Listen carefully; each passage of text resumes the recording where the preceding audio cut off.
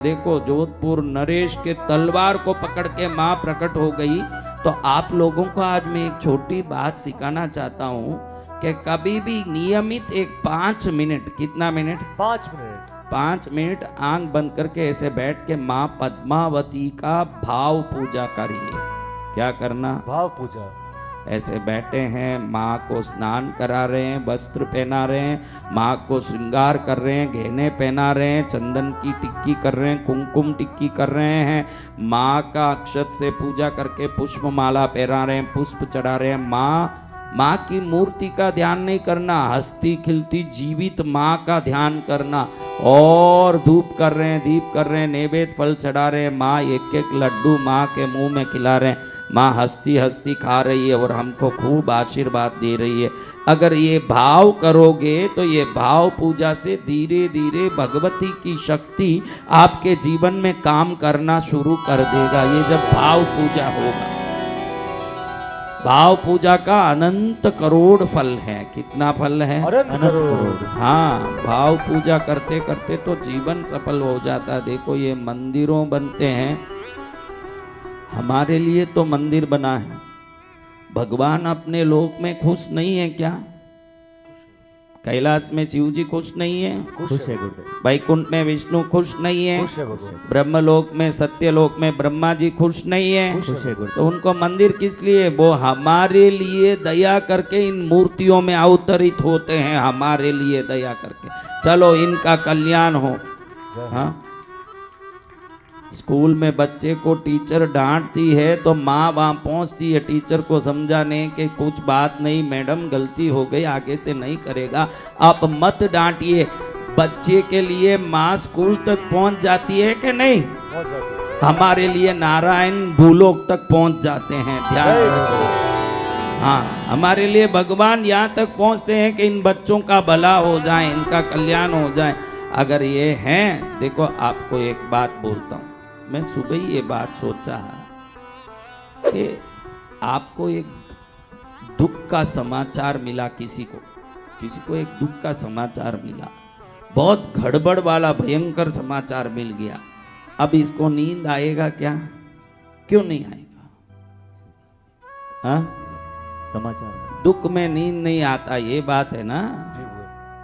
और सुख की बातें सुनी, अब नींद, शांति आ गई मन में, शांति खुशी आ गई, अब नींद आएगा क्या?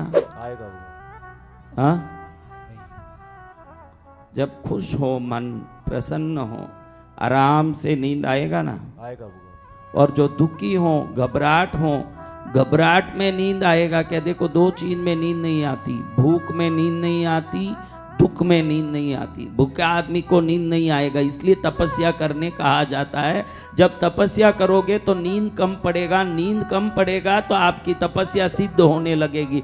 अति निद्रा कभी साधना को सिद्ध नहीं कर सकती। निद्रा बहुत कम मात्रा की होनी चाहिए। जो बहुत खूब नींद लेते हैं उनकी कभी जीवन में कोई सिद्धि होने वाली नहीं है। बड़े बड़े महापुरुष जैन धर्म के जो वर्तमान महावीर भगवान के बारे में बताते हैं कि 12 वर्ष में सिर्फ 10 चुटकी बजाने जितना समय ही 12 वर्ष में नींद लिया। 12 वर्ष में 10 चुटकी बजाने का समय कितना होता है भाई? 10 सेकंड। पूरे 12 वर्ष में 10 सेकंड वो भी नींद नहीं लिया। सुषुप्ति अवस्था में 10 प्रकार के दृश्य देखे उन्होंने। खाली नींद जैसी अवस्था, नींद भी नहीं। और हम कितना नींद लेते हैं आप सोचिए, कहाँ सिद्धि होगी?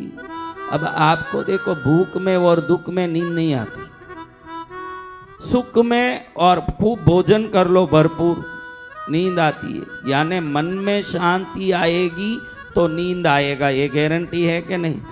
जिसके मन में घबराहट है उसको सोच सोच के उसका नींद उड़ जाएगा, उसको नींद आएगा ही नहीं। और जिसको मन में शांति है उसको मस्त नींद आएगी, है कि नहीं? यानी अशांति में नींद नहीं आती। सही है? शांति में नींद आएगी। अनुभव है ना? सही है। तो ध्यान रखो, जब भी प्रवचन सुनते हो, कई लोगों को नींद आता है ना, उसका अर्थ आज बता देता हूं। वो प्रवचन जब सुन रहे हो, उस प्रवचन में धर्म की वो तरंगें जो शांति देती है, इसलिए प्रवचनों में कई लोगों को नींद आता है अपने आप, क्योंकि जहाँ शांति होगी वहां नींद आएगी। कई लोग प्रवचन में ही बैठ के नींद लेते रहते हैं कि नहीं, लोग भी मजा करते हैं, देखो यहाँ नींद लेने आए हैं सब प्रवचन में, क्योंकि वहाँ शांति की तरंगें, जहाँ धर्म की बातें होगी वहाँ शांति ही होगी, और जहाँ अधर्म की बात होगी वहाँ अशांति होगी, वहाँ नींद ही नहीं आएगी। टीवी देखो देखो नींद ही नहीं आवे, बहुत मजा आवे टीवी देख के, और देखो हाँ।